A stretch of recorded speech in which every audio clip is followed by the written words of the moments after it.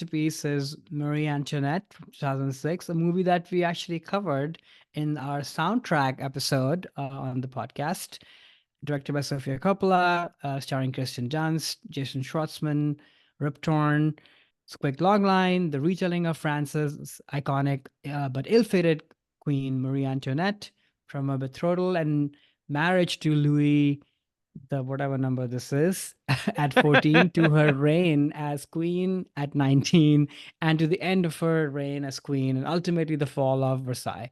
So I think, to me, this performance sort of falls in the middle of what I've been hinting at, that there is a lonely and melancholic quality to this character, and Christian is sort of amazing at that in this movie, trapped in these beautiful palaces and beautiful dresses, even having a lot of fun. You can always see from the very beginning that she's in a place where she didn't want to be, or Mhm. she's in a place where she's expected to produce an heir and has these rituals around her, and she's unhappy and lonely throughout most of the movie. But at the same time, she has that kind of spunk and kind of that brightness to her. And you see that kind of change over the movie. In the beginning, it's more innocent. And then as she comes to power, maybe that spunk and brightness becomes more excessive, where it's all about materialistic goods and what have you, because she's trying to find meaning in all of those things. So it feels like a very calibrated kind of in her wheelhouse performance, kind of bridging the early part of her career and the later part of her career, which is why, to me, this is her masterpiece, because you see all of those shades.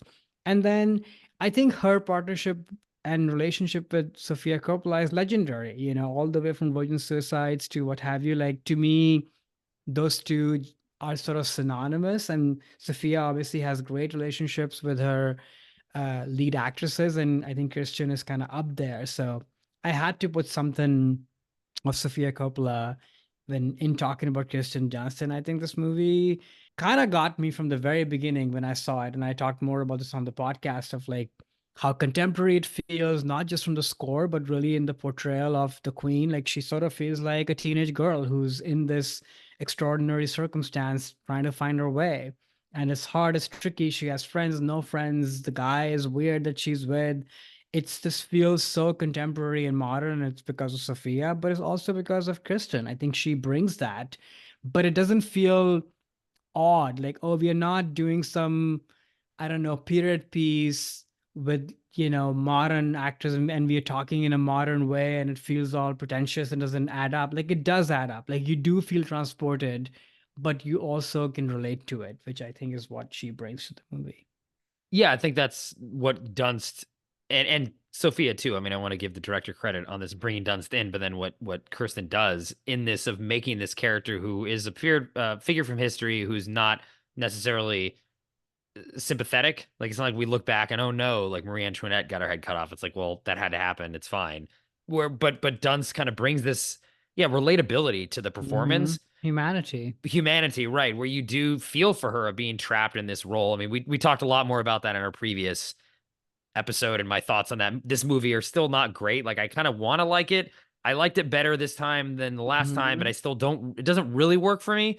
But in terms of with Dunst, what I think is so interesting in this one is it really is a turning point. I feel like between her growing up as well. She was That's in these true. teen movies, and we'll get to another one in a second, where that was her persona. And in the movie, she starts out as that, but then by the end of the movie, she's really grown up, even more so than her husband, Jason Yeah. Schwartzman's character, who there's one scene where they know they're basically like the palace is gonna get stormed and it's kind of all over. And he's there just at this dinner table looking like he's still a small boy, being like, oh, I don't know what to do. And she's Yeah. like, she like puts her hand on his hand and comforts him in a way you're like, oh, she's now the adult and like Yeah. she's grown up. She's comforting him and he's supposed to be the king and this guy. And like, he's been sort of just the child throughout the entire movie. And Right. that turn in her, I think, was necessary in this point in her career too, of finding how she can escape or move to the next stage of not playing Hmm. the teen, the MJs or the teen Hmm. blondes in these comedies. How can she get out of that? Like, Sophia helped her do that, and I think this performance of a person who was forced to grow up Marie Antoinette, by being foisted into this world is similar to, I think, what Dunst was trying to do. She was trying to grow her career and take on these more adult roles. And I think her performance in this is what is the movie to me. Yeah, Makes it it really is. work as much as it does for me work. It's really her performance, I think, that works. A Yeah, lot of the other choices that don't really land on me, but Dunst's portrayal of me being sympathetic and empathetic towards the situation that Marie Antoinette was in, that's something that I never would have got throughout right. the, It's a hard my thing to life, pull except for off. that. Yeah. Yeah, exactly. Even though I love cake, but still. Yeah. Still, I mean, it's not like I'm sad that she got, taken away at the end, but you do No, feel for that a little bit more, like her definitely. position of being like, she didn't want this. No.